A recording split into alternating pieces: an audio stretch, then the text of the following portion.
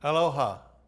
On behalf of the Kapuna Network, I want to welcome you to this segment on the bus. My name is Roger Morton, and I'm President and General Manager of Oahu Transit Services, OTS. OTS operates both the bus and the handyvan. I'm going to talk a little bit about both systems first, but I want to start with the bus. One thing about bus transportation in Honolulu is that we have such a rich history, going back almost 150 years.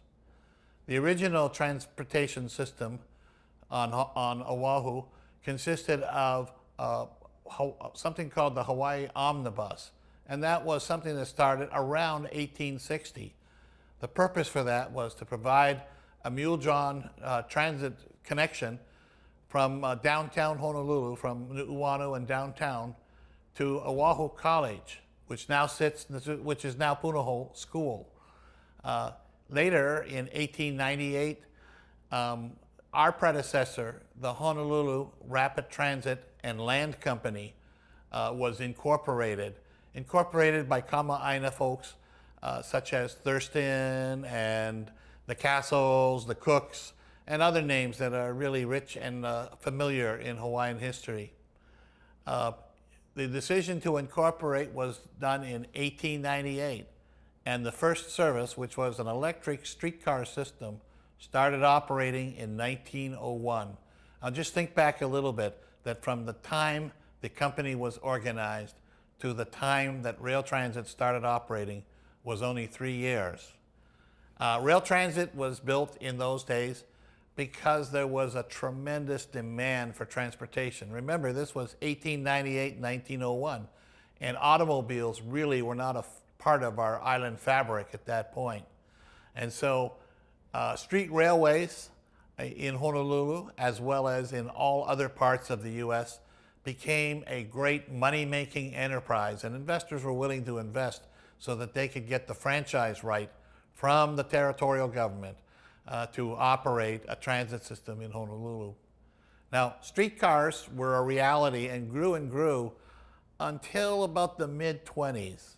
And in the 20s, what happened was a double whammy for streetcars in Honolulu. Number one, the Great Depression started appearing even back then. But number two, what started appearing on Honolulu streets were Model A's and Fords and other cars.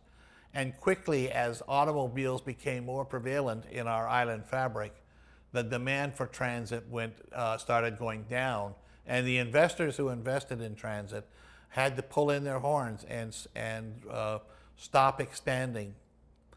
A second thing that happened around that time was, instead of expanding the streetcar system, the entrepreneurs of the time found it more economical to introduce a form of bus transportation. And at that point, the first buses were introduced into our Honolulu streetscape. We call them buses, but they were really very small vehicles, gas-driven, and then they were the first buses on the street. Now, transit, after that, the next large thing that happened was the attack on Pearl Harbor and the entry of the United States into World War II. Transit ridership at that time became really the only real mode of transit, because gasoline was rationed so much. There were blackouts, there were restrictions because there was martial law in Hawaii, and transit ridership, and a lot of soldiers and sailors arrived on our shores as part of as Hawaii became a forward base for the war.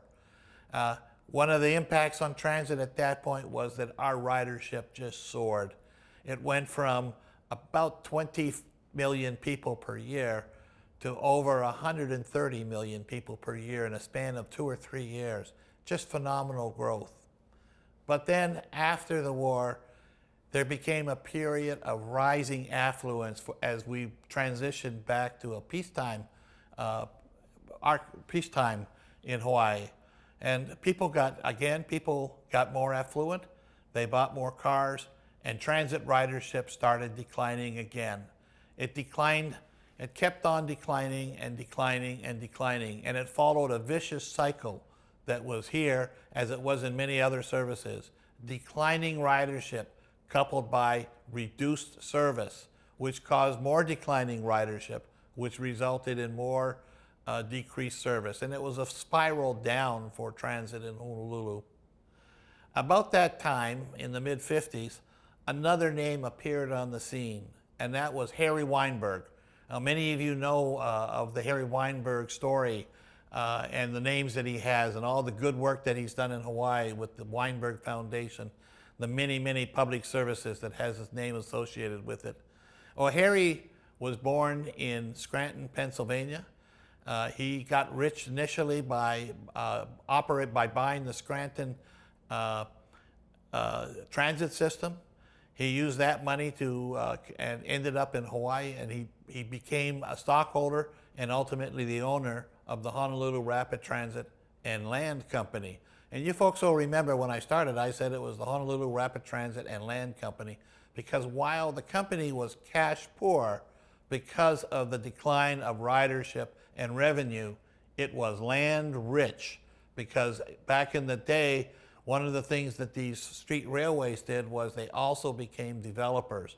They developed some of our suburbs like Kaimaki and other suburbs like that. And they ended up holding a lot of property assets. Harry was an astute business person who could recognize the real value in these in a transit company. And really, it wasn't in the operating stock or the buses or even the operation. It was in the land and in the other things. Ultimately, Harry continued to run transit until the mid-60s, at which time Honolulu then, after becoming a state in '59, we experienced a boom, our tourism boom, and another young guy appeared on the political scene in 1968, and that was Mayor Frank Fossey. Now, Frank Fossey was a visionary in Hawaii. Many people consider him one of our best mayors. And Frank Fossey did a lot of civic things in Hawaii, a lot of things that we have today. We have the People's Open Market. We have the beach in the edge of Waikiki. We have many, many things that Frank Fossey. But the one thing that he was probably most famous for was in creating the bus. Frank engineered to purchase the bus from Harry Weinberg. There was a series of labor strifes in the late '60s having to do with that.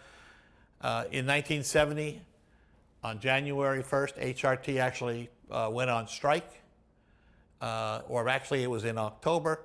The mayor used some of the money from his campaign contribution fund to actually fund the operation until the Christmas season had passed. But on January 1st of 1971, the company went on strike, and the city within 2 months had figured out how to take over the operation, and buses began to roll in Honolulu on March 1st, 1971.